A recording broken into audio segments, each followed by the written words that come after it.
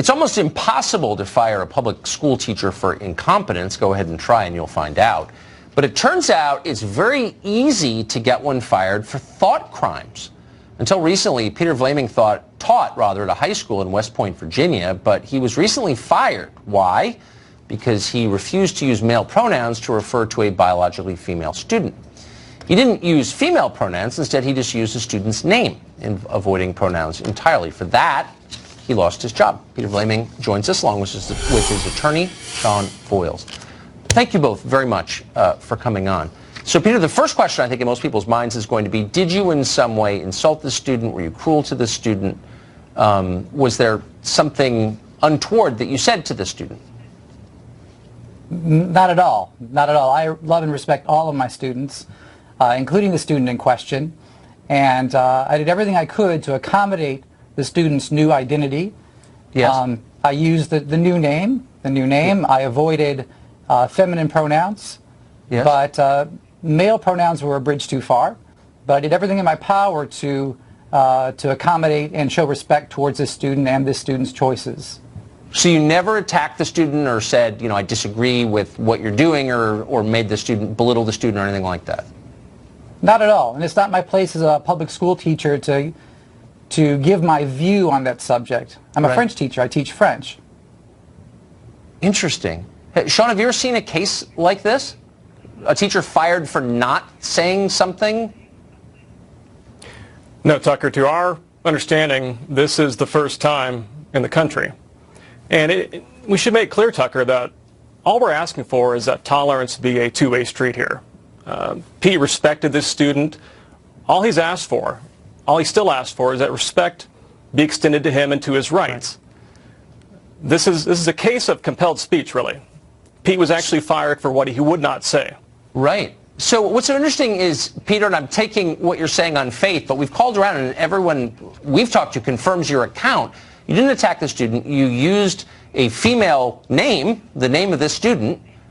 And so apparently the student complained or someone complained to the school. What did they say to you and what was your response? Well, I was actually using the new name. The student is biologically female, and I was using... I'm sorry, I inverted it. That's right. Right. But you used the preferred name of the student. You used the name the student wanted to be called. Right. Correct. And then when the school administration understood that I wasn't willing to pronounce male pronouns when referring to the students, I was told that I had to use male pronouns even when students weren't present. Such as if you were my colleague and I'm speaking to you about the student. Let's say I'm praising the student about, hey, you know this student, she did great on a test. Well, I could be denounced and lose my job. And I couldn't agree to that. I couldn't agree to that kind of ultimatum. Did at any point the question of biology arise? Could you stand on science and say, look, I'm not attacking this person. I'm using the name this person wants me to use, but I can't deny biology. We teach it here at the school. Did you try that?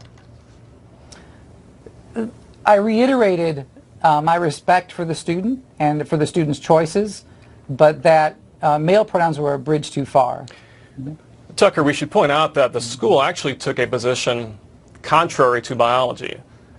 Yes. Peter was given an ultimatum by the superintendent that he should treat this student like every other male student, or he would be fired.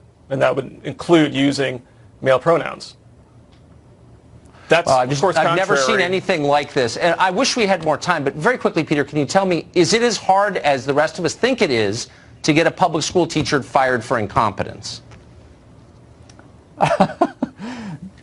Good question.